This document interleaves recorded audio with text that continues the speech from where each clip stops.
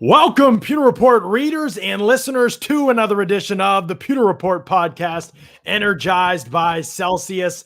I am John Ledyard from pewterreport.com. Along with me today, Mark Cook, also from pewterreport.com. Yes, we are going to be talking about that man up there on the screen, Jalen Darden, and he's having a heck of a start to his Bucs tenure. We're going to discuss that. We discussed it a lot on this pod yesterday. We're going to discuss it more today.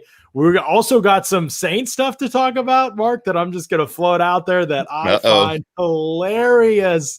I cannot wait to talk about this on the pod. We got double whammy. I do wish Scott was on here for this, and I'll explain why in a moment, because he would really enjoy this next portion of the pod that we're going to get into. But we've also got special teams talk. Mark, I'm going to drop some special teams knowledge on you today that is going to blow your mind, and then I want to hear your thoughts on not only the Bucs special team situations in general, but an old pal of yours, Bradley Pinion. You've been a guy that's talked about Bradley Pinion more than anybody else in Bucs media, probably. We're going to talk about Bradley Pinion a little bit today. I know talking about the punter, I'm jumping off this pod. Don't jump off this Don't pod. jump off. You want to hear about Bradley Pinion because these thoughts are unorthodox thoughts, and they're all brought to you by our friends over at Celsius.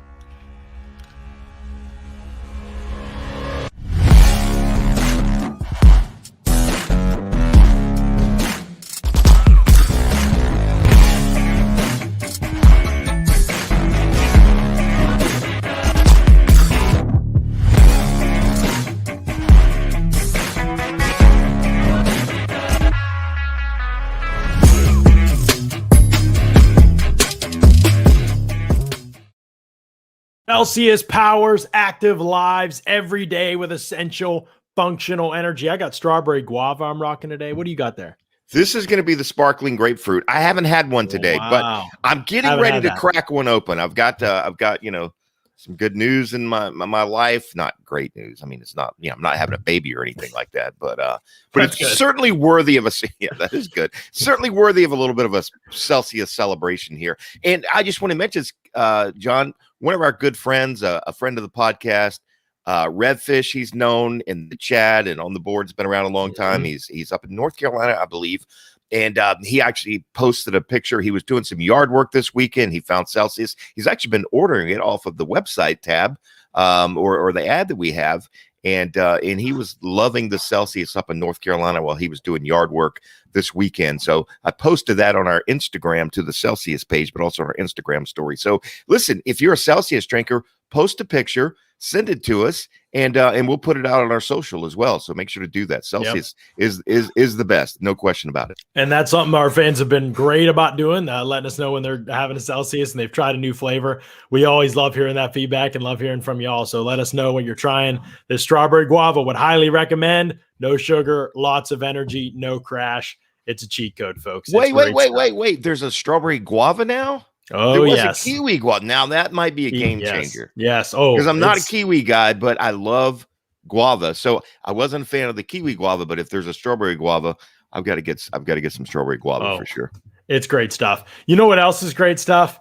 When you're just scrolling on Twitter and you come across something that's just incredible, that's just perfect content. And that's what happened to me a few minutes ago. Because I saw this headline from NBC Sports Edge, formerly known as Roto World Football. Winston's slant inaccuracy, a problem for Saints wide receiver Michael Thomas. And I was howling because we got the slant boy reference in there for Michael Thomas.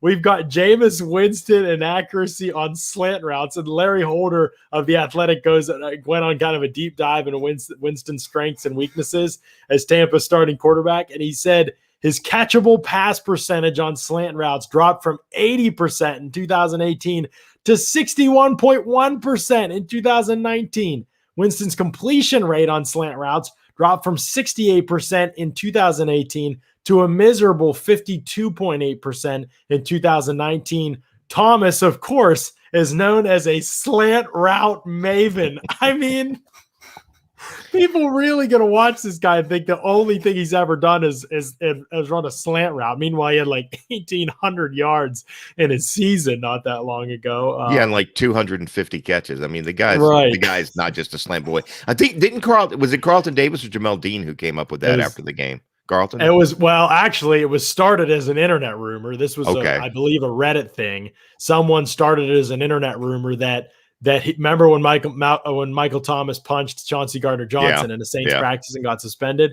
Well, somebody started the rumor that a fight was started because Malcolm Jenkins referred to him in practice as Slant Boy, and then Gardner-Johnson added to it. Thomas punched Gardner-Johnson. And that became, like, it was reported at first, and then it was realized that it was a fake made up story. But then, of course, as social media is wont to do, everyone just ran with it.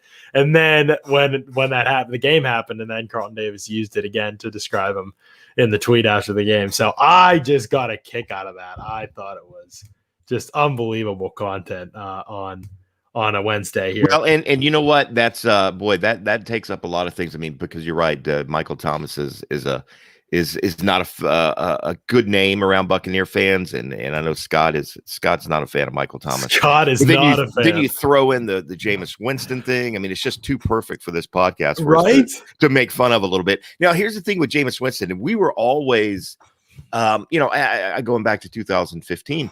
It just wasn't a throw that Dirk Cutter had him doing a lot of. And so, we used to say up in the press box, man, why don't they, throw more slants to Mike Evans and things like that? Well, if you're only going to complete 50% of them or 58 or whatever it was in 2019, coaches probably knew a little bit better. That's a dangerous ball. An inaccurate slant pass is an interception waiting to happen in the NFL. And if you're not right on the money with that thing, number one, you can get a receiver killed, but number two, that ball's probably getting tipped up in the air. And, as a receiver reaches behind him to grab it, that ball is going to tend to go up in the air. That's an interception waiting to happen. And we know Jameis doesn't need any more things to help with his interception percentage. So be fun to see what Sean Payton does with Jameis Winston and Michael Thomas this year for sure.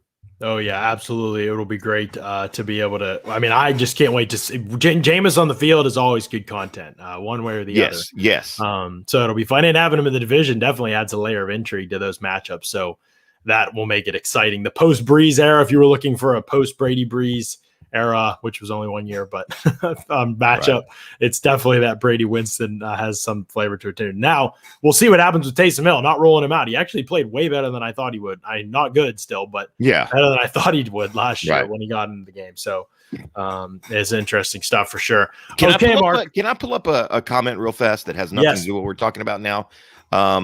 Hey, fellas, new here. I'm overseas and moving back, but what are season tickets running this year? They're running not available. I mean, it is a tough ticket. I had a friend of mine that was looking for season tickets. This was about a month ago. And John, you know that I've been doing this for going on 11, 12 years, something like that now. And I've got a ton of contacts in the ticket office and the group sales office, which they don't even have a group sales office anymore. They need one. The suite office. I had no connection to get this person's season tickets. So if you don't already have them, it's going to be a tough ticket to have for sure. And so anyway, so Patrick Day, well, congratulations on moving back. I don't know where you're moving from, but anyway, welcome back to the good old USA. Yeah, that'll be hopefully they can land those tickets. I mean, like you said, it's really, really difficult for sure, but that would be a great opportunity to get to a Bucs game and see what will hopefully be a full stadium this season. We'll see. I think so, man. I think so. That Daytona just announced that their August big race is going to be at 100% capacity, all the fan events and everything. So knock on wood, the percentage keeps getting lower as more and more people get vaccinated or whatever your thoughts are on why it's going down. I think it's going to be 100% capacity, and Buccaneer fans deserve it. That was a question I had in the mailbag this week. People were asking. Somebody asked specifically, is the Bucs' first preseason game, John, going to be bigger than any regular season game in the 2010 era? Meaning 2010 to 2019. Right. And you know what? I laughed at that first. I said, that's the dumbest thing I ever. You know what? They're not. They're onto something here. Think about it. I mean, there was no playoff implications. Very few of those games during that decade had any playoff implication whatsoever.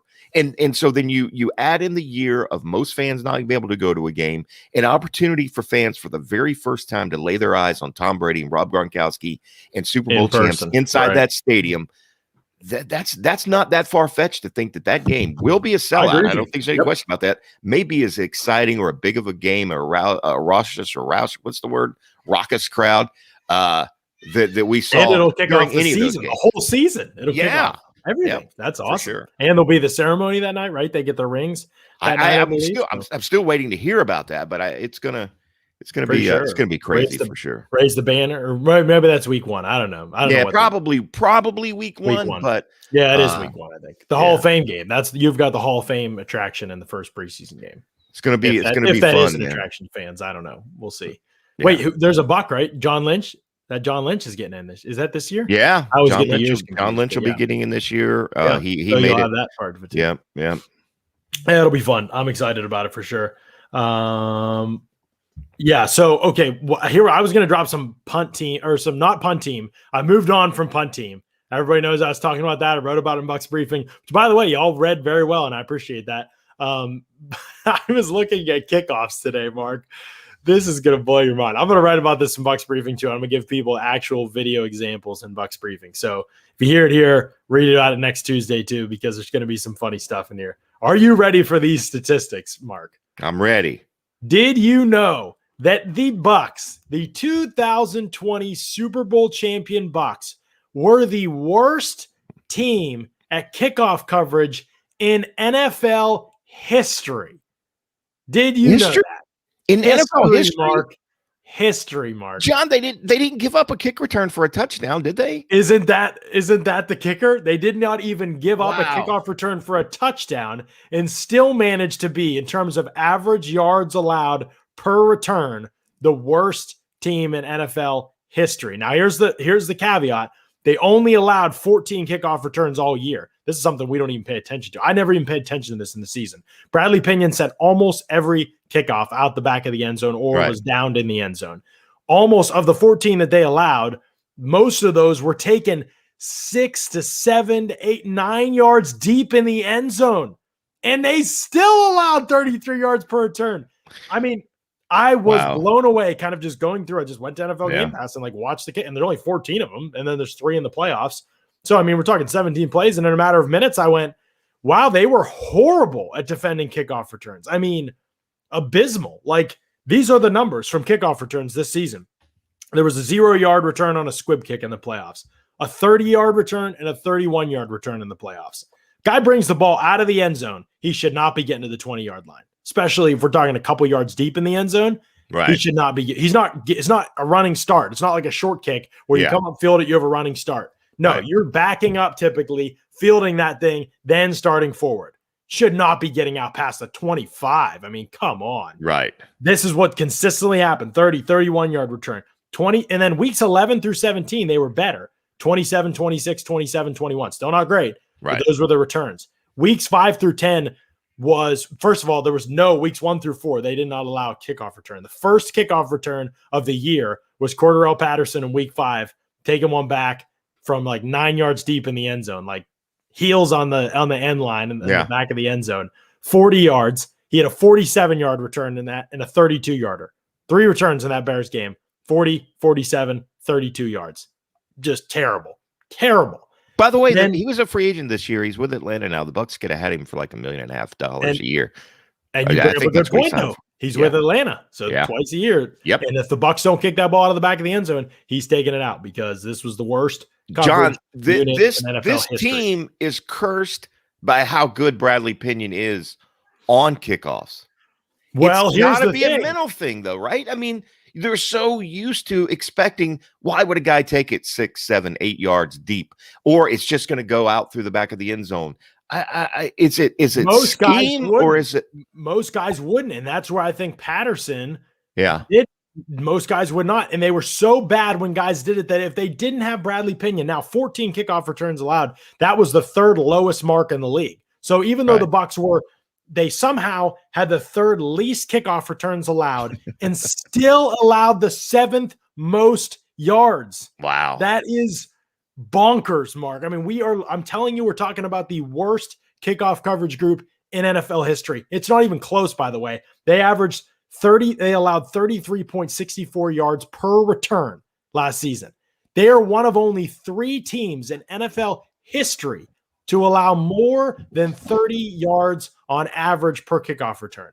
The other ones were still like 3 yards behind them. They're at least a yard better than the next worst team in NFL history. A yard worse, I should say. And you're saying they even had 1 0-yard return with a squib that's averaged into that, yet it was still. Well, no, the 0-yarder was in the playoffs, so that doesn't take into the playoff all right, numbers, in the regular season. Okay. But there was a 4-yard return on another squib kick, so that is taken into account out of the 14. So that's one of them. The other one, 40, 47, 32, 31, 44, 98. Those are the worst ones. And there's a bunch 25 plus, 25 to 30 range. Oh, man. I'm telling you, Mark, I was watching the tape. I was just like, nobody gets through. Like, it's not like they're out of their lanes or super undisciplined.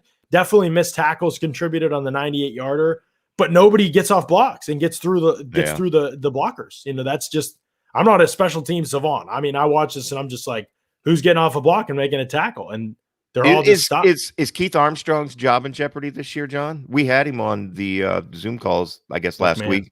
And listen, he was fired by Atlanta by a bad Dan Quinn coached football team, and then Bruce hired him. That's where he came from, Atlanta. I like Keith Armstrong. He's a good guy. Here's my thought on special teams. If it's not a priority by the people ahead of you, meaning the head coach, the general manager, and those things, then the special teams coach can only do so much, right? Because those are normally your leftover guys. Now they're backup guys and things like that too. As the season progresses, though, and injuries happen, guys going into reserve or whatever reason, you're bringing people up off the practice squad. All of a sudden, they tend to be special teams guy in those late season games, and sometimes you see some bad special teams play later in the season. But it looks like from what your stats that this team was just bad from start to bottom. I don't want your head to explode, but maybe you need to look at 2019, Armstrong's first year as a special teams coordinator. I actually did. You already did? Yes. And here's the numbers. You ready? Yeah. In that year, 2019, they only allowed 9 kickoff returns. The only team to allow less kickoff returns, by the way, than the Bucs over the last 2 years is the Panthers. They've allowed 12 total. 7 last year, 5 in 2019. So when the Panthers and Bucs play, the irony of that is that the Panthers had a 98-yard return against the Bucs this past season. Sean Murphy Bunting made the tackle at like the 4-yard line.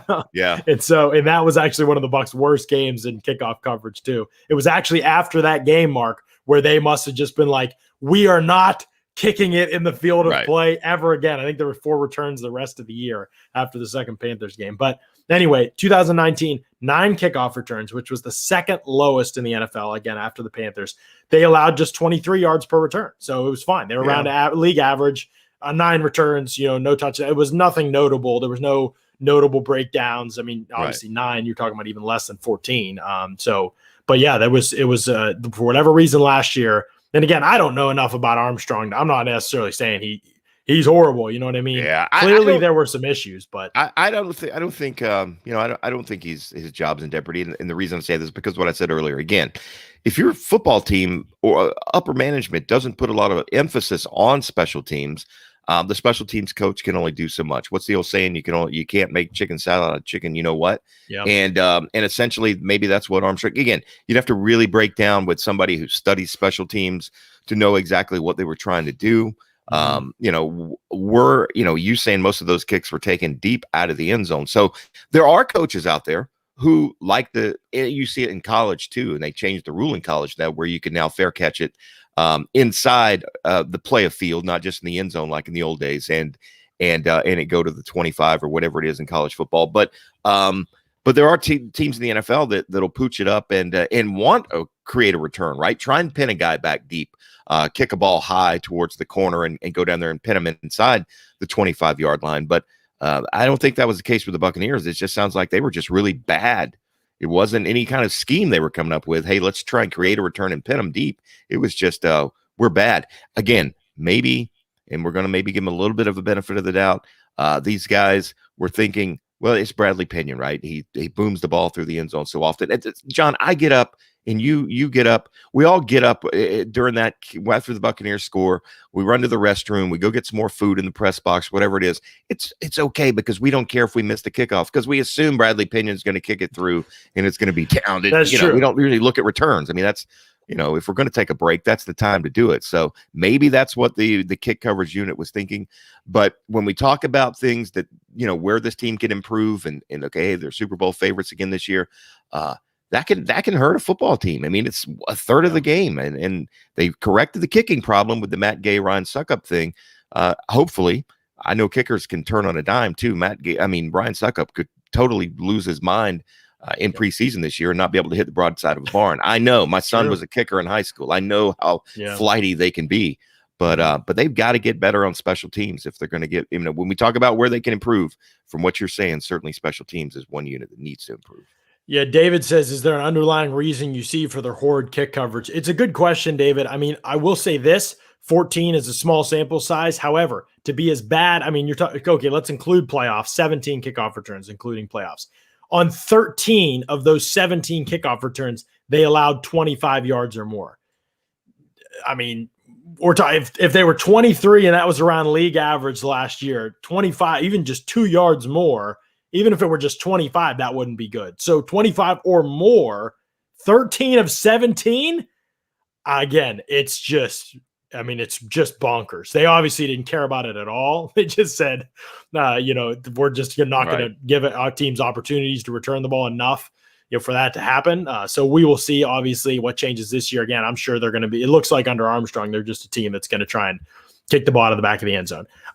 Yes, one bad play can change a game. No question. I mean, the Panthers, if they'd scored, I don't remember even what happened on that drive, but just giving an example, if you score a touchdown on a play like that, I mean, obviously it gives the opportunity to change a game. I don't know that I would say if the Bucs are probably going to allow like between 8 and 15 returns all season long in kickoff. Right. So if you get a little bit better, you're probably okay. So I don't think it's like the biggest thing in the world to stress about, unlike punt coverage, where you got to be on it with punt coverage because you're going to allow returns all year. So you got to be on it. And they were, again, I don't think the coverage was as bad as the protection this past season. What a good article! What a good article you put out on Tuesday. Look, I'm not the smartest guy in the world. You know that, John. Sometimes I read the Bucs briefing and it goes over my head because I'm just not that smart, right? I'm not a technician like you are when you break things down. But that one was really, really good, man. I mean, for people who maybe skip over some of the technical stuff or the longer form stuff, go back and read John's Bucs briefing from this week. I really enjoyed it. I thought it was my favorite one. I don't know about best. How do you rank them? But to me, it was as interesting as anything because you presented some great video clips specifically of things that 99% of us don't pay attention to, including Scott Reynolds in our group text. As you were talking about it and sending us clips as you were writing the article, Scott said the same thing. He goes, you know what? I just kind of scan to see, who the protector guy is, who the gunners are, and make sure it's the normal guys, but you don't really look at the guys along the line of scrimmage. And I had no idea the Buccaneers had swapped things up so much in the Super Bowl. And one of the funniest things is they were switching guys on every punt there in the Super Bowl a couple of times, right? It went from whoever it was to Kevin Minter to Shaq Barrett. I mean, and the Saints game was especially an example of that too. I think it was both, but the Saints game too. I mean, that was, and here's one thing I don't know if I talked about this in the pod or in the article. Maybe I did, and I apologize if I did tell the story. I'm getting old, so I'm forgetting that I did. But in that game, everybody talks about the Saints blocking the back play. Remember when the second punt return of the game, Bucs punted on their first two possessions against the Saints. Second punt return of that game, Deontay Harris takes one back all the way for a touchdown and gets called back because Anthony Nelson was blocked in the back. Everybody says the Bucs were lucky that happened. I mean, it was clearly a block in the back, and Anthony Nelson was about. So, I mean, it was a good call. Yes, they had already allowed a pretty decent return at that point in time. Here's the situation, okay? The first punt return of the game, Andrew Adams is the right wing. He basically lets his guy cross his face, and Jack Cichy is the right tackle. He's filling in for Kevin Minter, who was on the COVID list, remember? Yeah. So Cichy, love him to death, but injured a lot. Adams lets his guy cross his face. That guy hits Cichy as Cichy's engaged with his guy. Cichy falls over as he gets kind of ear-holed from the side. He falls over, arm snaps underneath. Everybody remembers the replay, right? Yes. Cichy is writhing, rolling around on the ground in agony as Andrew Adams is trying to recover from finishing his block, which he knocked his guy into Cici, he falls over Cici, and the two of them get tangled up with one of the guys for the Saints. That's the whole right side of the group, other than Mickens. Yeah. So Mickens is out there. He gets down there. He beats his guy, misses the tackle. I mean, he hits him. Harris steps out of Mickens' tackle, and there's nobody left because Adams is tangled up with Cici, who's writhing around on the ground with his broken arm in agony. So that's the reason that big return happened. And now, thankfully, on that play, it was Adams who helped recover, and he get back in the play, but he was way late getting into his lane, and so they eventually got him out in that play. But it was a big game. It was an ugly play, but it was just kind of like a freak situation, right? Like the guy who's normally not even in there, who's made of glass, gets hurt, and the other guy falls over him, and they all get kind of tangled up on top of each other in a pile, and so you lose half your coverage group. It was just a very bizarre situation. Then on the next punt return, the one that went back for a touchdown that was called back, Devin White came in to replace Cici, which I haven't seen Devin White on the punt team. Right. So I don't know what happened there. If that was like a last second, get out there. I don't know, because he wasn't out there again the rest of the game because Devin White ran down the field, completely overran his lane and overran the tackle. Deontay Harris cuts back into the little space that White vacated and then gets a good run back. Nelson is there to clean up, gets blocked in the back, it gets called back. But Devin White, who's the replacement of the replacement, screws up the part. So it was kind of like everybody goes back to those two plays, and I get it, but it was really kind of a freak situation. Yeah. It wasn't necessarily like, I wouldn't say like, oh, Keith Armstrong, like, come on. Right.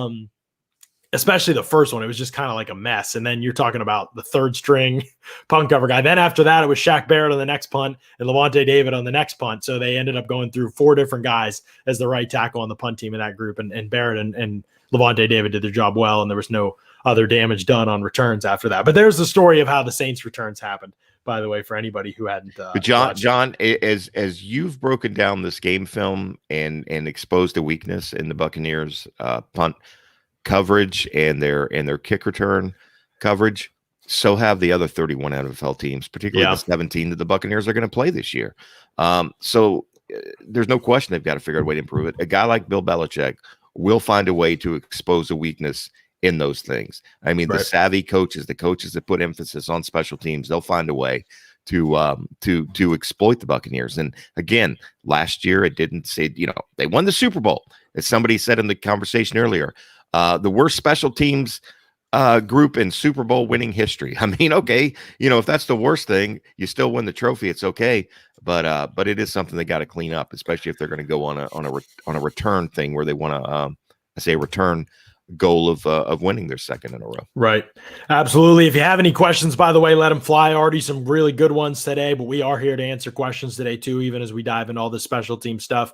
If you want to know about special teams, ask away. Some good questions. Going to get to a couple more in a second, but first want to let you know Locker Room is changing the way we talk sports. It's the only place for audio conversations, live audio conversations about the takes, rumors, news, and teams you care about.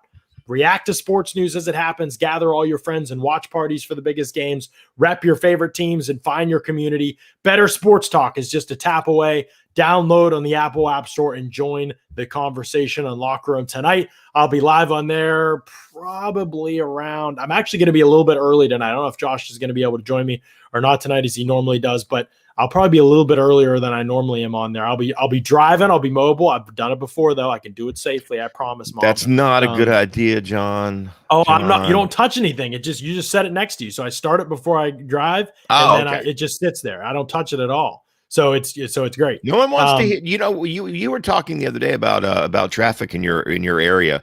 I don't want you to become a casualty, John. All right, so be careful. I don't want that either, Mark. I hear you on that. No, but I know we do it safe for sure. So that's how we do it. But yes, so we'll be on tonight. We'll talk a little bit more in detail. We answer some questions. We get into some X's and O's.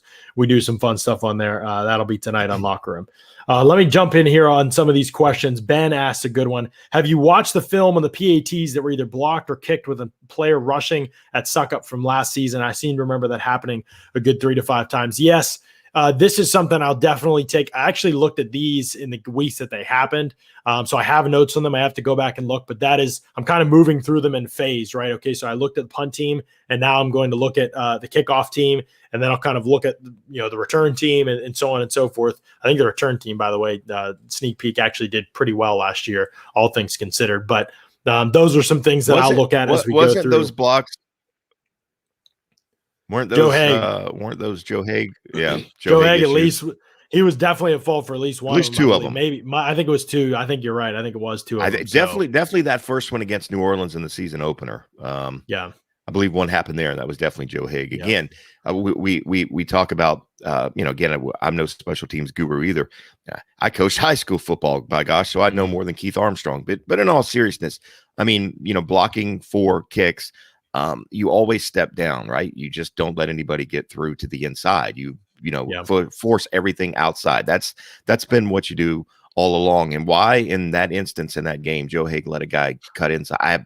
I don't know. It had to have been a brain fart or whatever. But then I believe it happened again a couple weeks later, which is just so weird that it can happen again. Weird.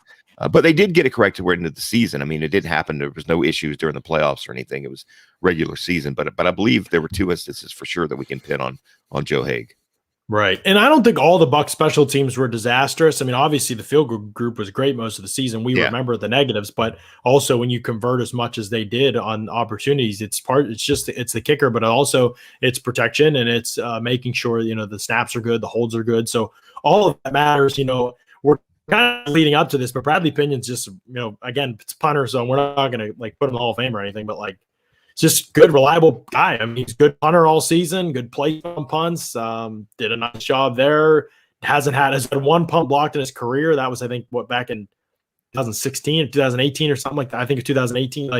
So, I mean, he just quick trigger, same process, consistent. I mean, I've watched Pittsburgh for years try to just find a punter. I mean, just anybody who could put 3 good games together in a row. It's harder than you think, and it matters. Yeah. And so I think he was just, and again, the kickoffs, I mean, the fact that Suckup doesn't have to do those, but also the Pinion's just so good at those. The holds, all of it. I mean, he's a guy that they value, and it is what it is. He's a punter, but I think he's really kind of an important piece. And so well, John, and let's not forget about the holy trinity of kicking: the snapper, the holder, and the kicker.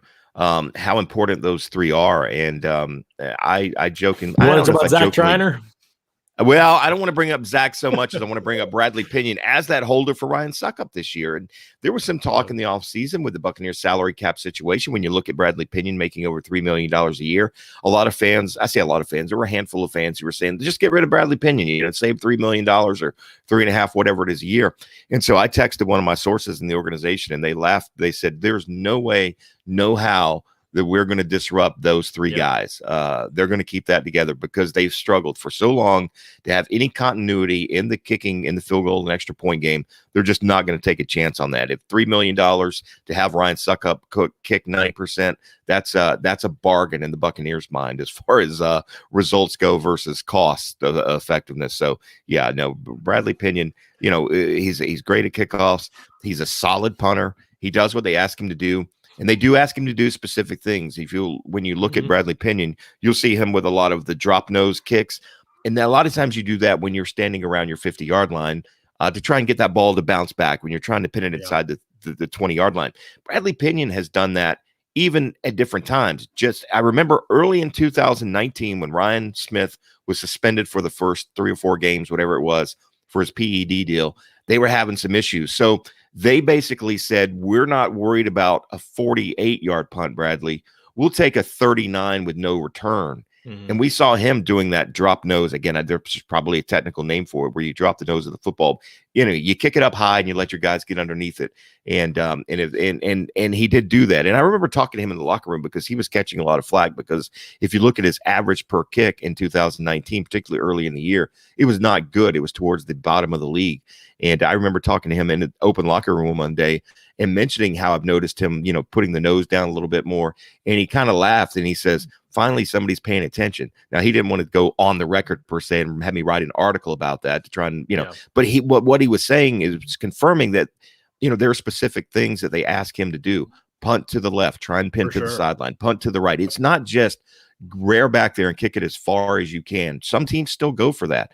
Reggie Roby, before you were even born, John, he was the Miami Dolphins punter. I this guy Reggie Roby. He could punt the ball rest in peace, Reggie. But he could punt the ball out of the stadium. Now, we always joke about you outkicked your coverage when a guy's dating a good-looking girl. Well, that comes from a true thing. I mean, you outkick your coverage sometimes. When you boom 155 yards, that's when you tend to see a lot of long returns, right? Mm-hmm. Reggie Roby was also a Buccaneer for a couple of years as well, for you old-time creamsicle guys like myself.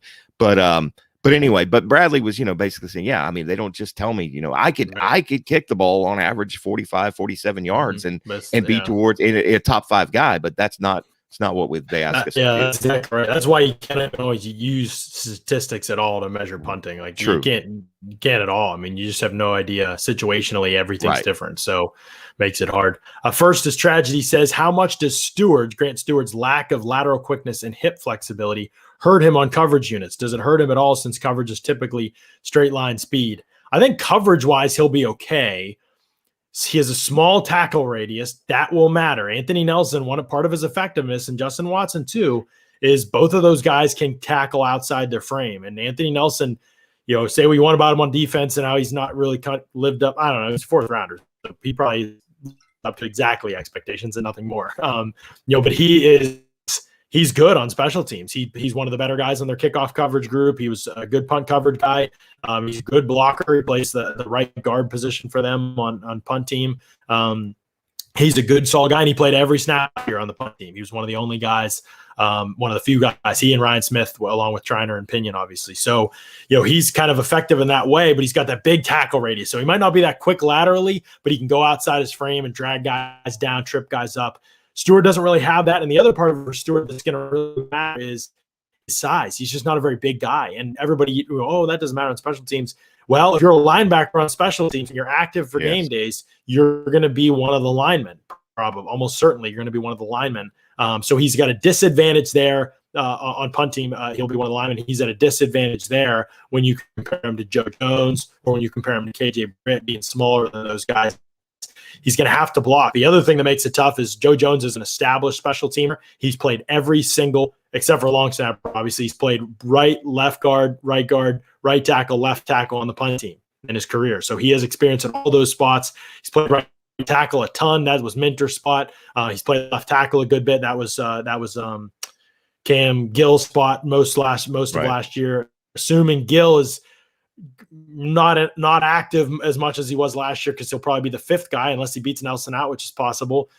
He was pretty good on the punt team, not very good at all on the kickoff team, in my opinion. I thought Watson was their best guy on both, to be honest, which is, again, just adds to the conversation between, he and Tyler Johnson and those guys for that wide receiver 6-7 and how that's all going to shake out, because he's going to be good. But you're right. I mean, and somebody said this earlier. I think Josh Allen said it earlier that the special team emphasis on the offseason is big, because they brought in a bunch of guys with experience playing teams. And Joe Jones is one of those guys. And Raven Green talking the other day about how he's cut his teeth in special teams is his thing. And that's, where he can't wait to contribute. And he's an emphasis there. And Antonio Hamilton has cut his teeth there and been an impact guy in that regard. So there's obviously an emphasis on that. I'm probably forgetting some others too, but even in the draft, I mean, that was clearly an emphasis with Wilcox, with Britt, with Stuard, all those guys, special teams, ability and experience.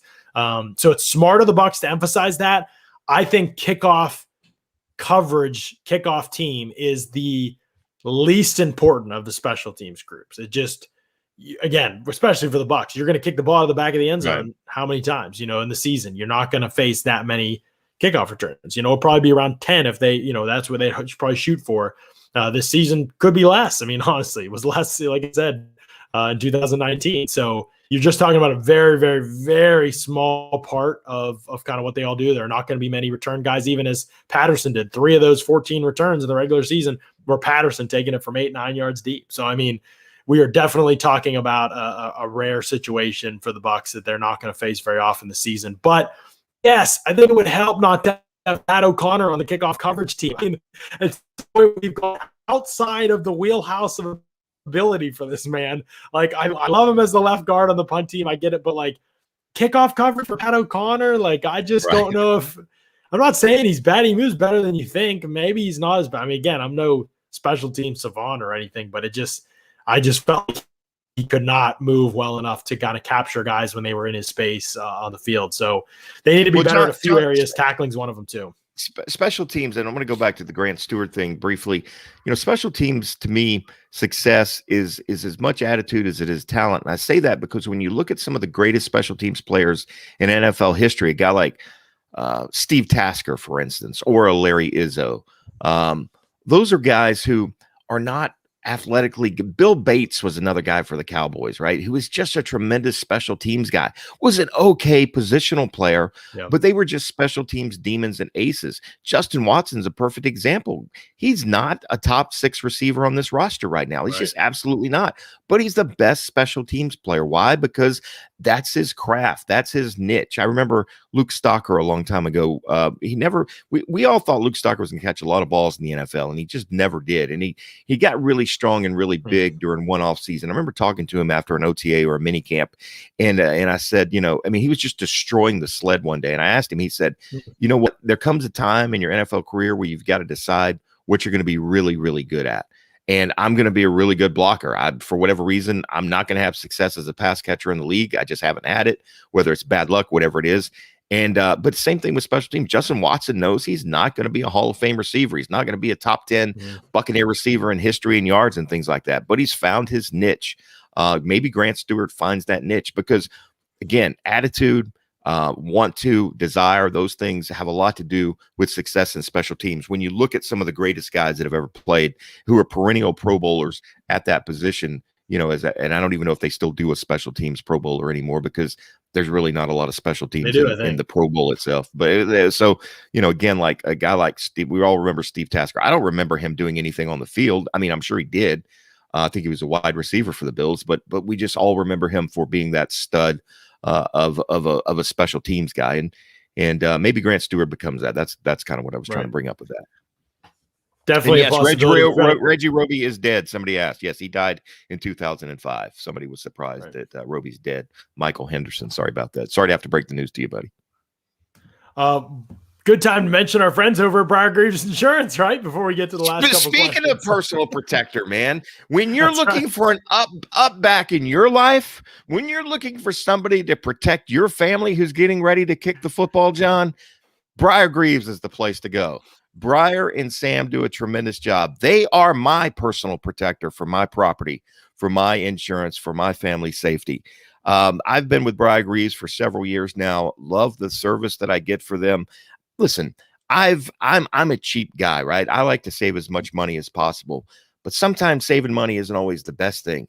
The thing is, Briar Greaves actually did save me money, but they also gave me that personal touch that you don't get from the 1-800 numbers that you call for insurance.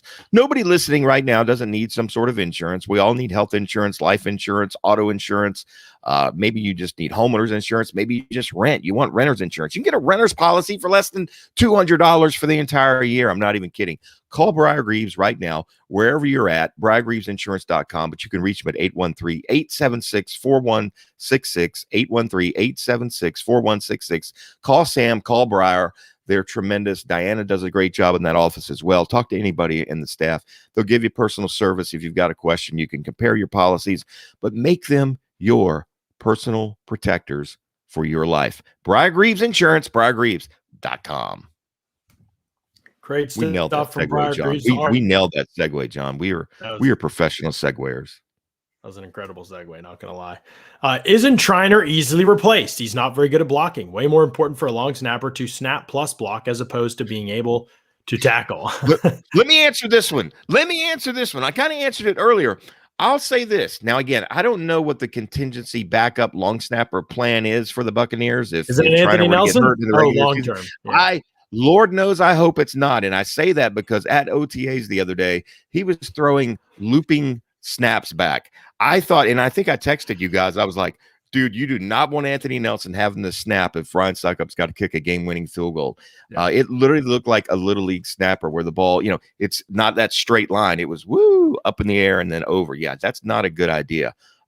You don't mess with. He's easily replaceable, but what are you going to replace him with? Another guy that makes $999,000, the NFL minimum, whatever it is. I mean, it's not like his salary cap hurting you. I mean, what just gets in the way as a blocker. That's what he does, and right. he plays his tail off. I mean, he fights like a crazy person. But yeah, there were probably times like he just got, I mean, obliterated in a way you don't see guys get obliterated in the trenches in the NFL. Like he got wrecked, carried back. One Chiefs game, I think it was. I can't remember if it was regular season or Super Bowl. He got carried back literally into Pinion before Pinion's kicking leg could come down. He got thrown into Pinion. Shouldn't that have been a penalty? I don't think so because he just got blocked. But in the league, you can't head up, line up against. They come down. You know. Yeah. You have to wait till he picks his head up, but he had picked his head up. Okay. I mean, that's how fast this guy drove him back. It was incredible. Wow. I'm telling you, he's not a very good blocker. There's no question about it. But he does work his tail off, and he's not like a horrible athlete. So he gets down there, he gets involved for sure in the coverage group. So he's typically the last guy to release, I think. The least looking athlete in the Buccaneer locker room that I'm going back as many years as I can remember, long snappers, because the kicker, the punter, the long snapper, they have, John, and when we finally get back in open locker room, if we ever do, when you're in the Buccaneers locker room, and if anybody's ever taken a tour, as soon as you walk in through the doors, if you look to the right in the corner by the double doors that go into the training room, there's 3 lockers there, and then there's 3 across from there. But the 3 to the left, that would be the east side of the locker room. That's Triner, Pinion, and whatever kicker of the week they had before Suckup got here. But I was going to say, they've always been some of the least athletic looking guys. You're like, hey, why is that just random guy sitting there at the locker room? And then you realize, oh, that's the long snapper. That's Zach Triner. Or before him, I can't remember the guy's name. He came from Florida State. I should remember his name, but he was with the team for a few years. Then Andrew DePaulo was there. And again, guys that John, it looked like literally you have a better physique than the Buccaneers long snappers the last 10 years. That's a true story. Thank you. You're bigger in person than when I met you, by the way. You're much bigger. What do you like? Everybody thinks I'm small. No. 6'3".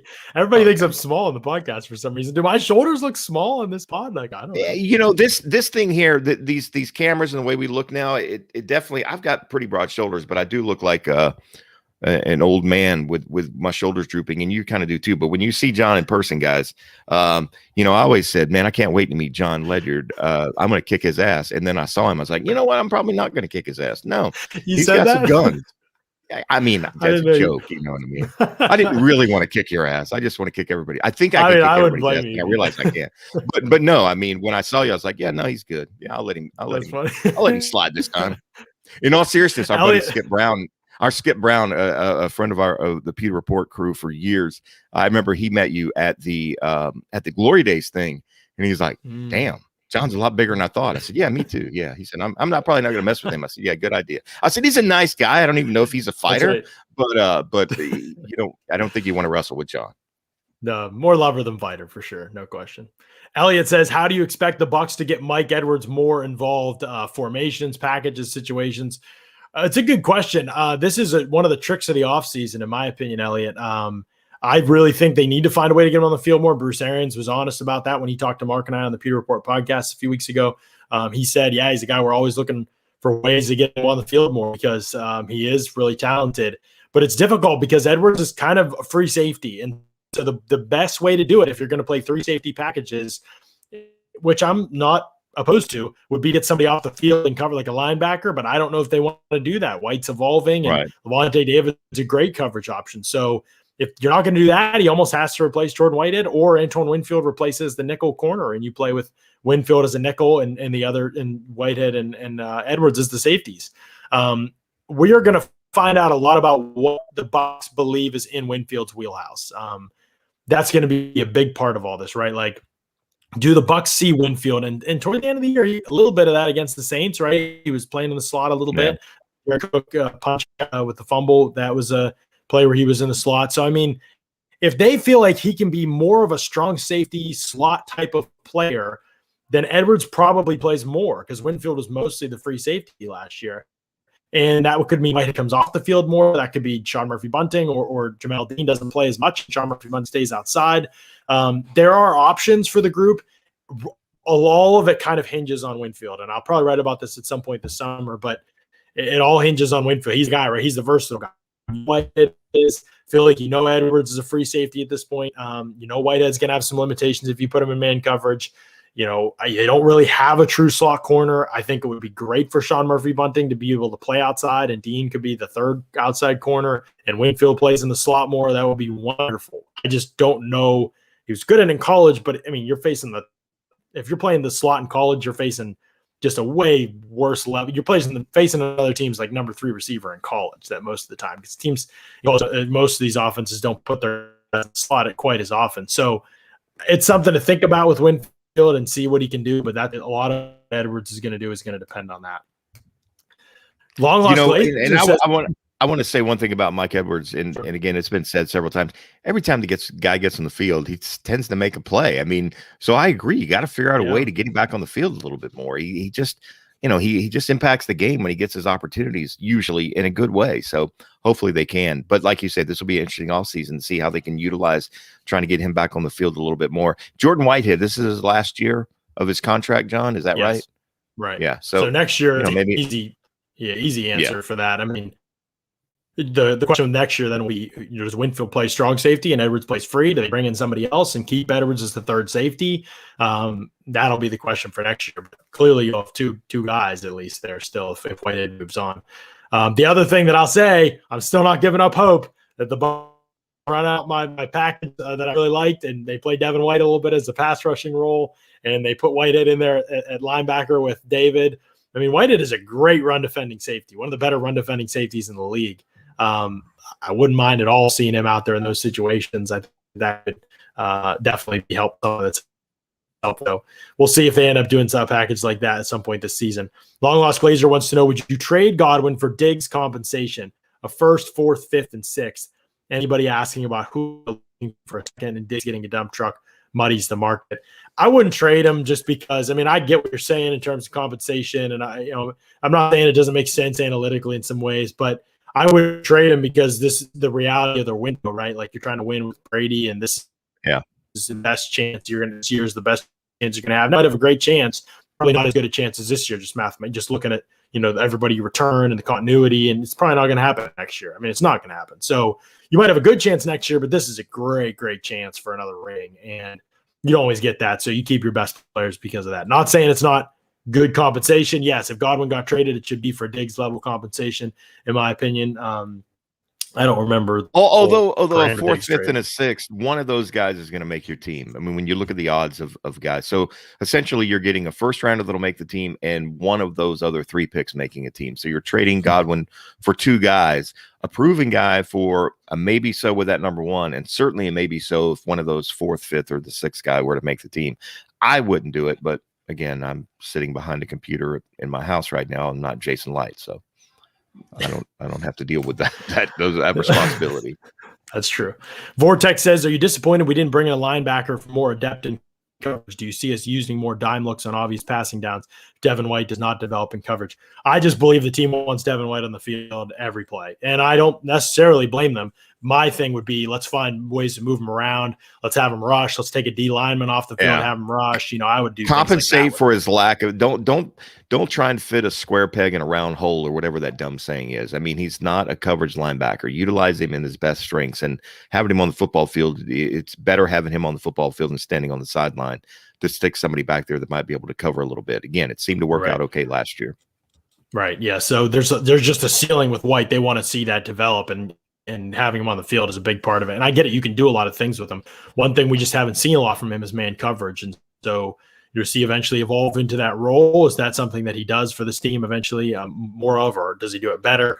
We'll have to see. That'll be part of the development for this season. But having him out there, he can certainly get better. There's certainly a ceiling for him to get better. I mean, because he was not good. So I mean, if you're looking for one aspect of his game where there's a potential for him to get better, it's certainly in the coverage game. Right, for sure. But you want to have that pass rush ability out on the field, and so that's where it gets tricky to figure out how to get everybody out there. Good for him to have again. I would love if Winfield could play in the slot. I think if he can play in the slot this season, it does change some things for the Bucs. It allows them to do a little bit more than they did last season and potentially become a more dangerous team, I think, because the slot was a real weakness for them last season defensively. Emily says she just bought it, and she calls us distinguished gentlemen. I'm speaking to you with that hat and the glasses, definitely not speaking to me. Are we as excited as she is for this upcoming season? Woohoo, go Bucs all the way. Love it. And throws up the deuces. Love it. Love the energy. It's exciting, man. We got mandatory mini camp, and we've kind of set the table for that. We didn't even get necessarily talk about roster battles. We're going to save the battles part for next week as we kind of discuss what we're seeing in camp. We're going to save the roster battles portion of the conversation for that week. But it is exciting. We've got a lot on the docket for this show for the next couple of weeks, and even for throughout the summer months, throughout the month of July when there's not as much going on. We've got some fun stuff. But it's just great because we've got this contingency of Bucs fans that are just as excited as they possibly can be about this upcoming season. And we are just as excited with them over at Pewter Report. So it's been great stuff. It'll continue to be great stuff. Tomorrow we have Mr. Bucs Nation coming on the podcast. James Hill will be on with us. We are very excited about that, to be able to get his thoughts on kind of everything that he's seeing. That guy studies this team like crazy. And so we are going to get his thoughts on all things Bucs and those camp battles. Some of those camp battles we'll talk about too as we go into camp. So can't wait to talk to James and do that, continue that cross-promotional effort. Go over to Mr. Bucs Nation on YouTube. Subscribe if you haven't. Let James know that you're following him. Leave a comment on his latest video. He's got a great interview with Grant Stuard up there. He asked a lot of great questions at Grant. I think they went for like over an hour talking about football and the Bucs and all kinds of stuff. So make sure you check that out and check out James' work. He's doing great stuff over there. Tomorrow. One thing I want to say before we get out of here, John. Ahead. I'm sorry. Go ahead. Were you going to announce? I guess tomorrow at 4 p.m. with Mr. Bucs Nation. I was going to wrap it up. I just want to say, number one, we appreciate all of our sponsors here at pewterreport.com. But there's room for more. We want to remind people, if you have a business, if you work for a business that could use some advertising, our web traffic is setting records. And we're not just saying that. We have the Google Analytics to prove it. Oh, yeah. If you've got any interest, or you think your company could use Pewter Report advertising, it's not new. You see all these, you got Celsius and Locker Room and some of these big national companies. It's not that expensive to advertise. It's really not. And we can certainly get eyes on your business. So contact myself or John or Scott or even Matt, whoever it is that you want to help out. But we want to help out your business, and there's opportunities to do that. And right now we're running some great specials before the season starts. John, we are probably going to get to the point during the season we may not have the inventory. And I say that because we don't want to dilute the amount of impressions that people get. So there's a certain amount of opportunities out there. But right now, we could certainly use some more as we're recovering from a terrible 2020. Your business could probably use some help recovering as well. So get in touch with John, Scott, or myself, and let us show you how we can get some eyes to your business. Also, make sure to follow us on social. Our Instagram account, we really want to get that up to 10,000. Right now, we're almost at 8,000. So if you're an Instagrammer, go check us out at Pewter Report and follow us there. Also, Twitter, of course, where we like to say we're the best Bucs Twitter out there. Greg Allman would dare to disagree. He's pretty damn good. I'm not going to lie, but we're pretty good as well. And of course, Facebook as well. So follow us on all the social media platforms. And I think we even have an old MySpace account. You can probably find us on. Just kidding. We don't have over on YouTube though. You can Pewter Report TV. Make sure you subscribe. Definitely. Around it's new. Scott's new graphic design work that he's got up there. Scott's doesn't have a voice, but he's still got those magic hands for the graphic design. He has been chopping away, learning as much as he possibly can about that. So check out that and subscribe to Pewter Report TV so that we can get that. We're closing in on 5,000. And Mark mentioned our traffic, and I'll say this on social media probably later at some point if I think of it again. But pewterreport.com just set another record for traffic in the month of May. Not even a month for football. May. There's not even football. There's no draft. There's no free agency. There's nothing going on except a couple OTA practices, and we set a all-time Pewter Report record for the month of May. So it's crazy right now. And it's only going to get this past month. It's only going to get crazier as we get closer to the season. Right. So it's great stuff happening over there. And that's all thanks to y'all. So we appreciate y'all. Love y'all. And we'll catch you again next time on another edition of the Port Podcast.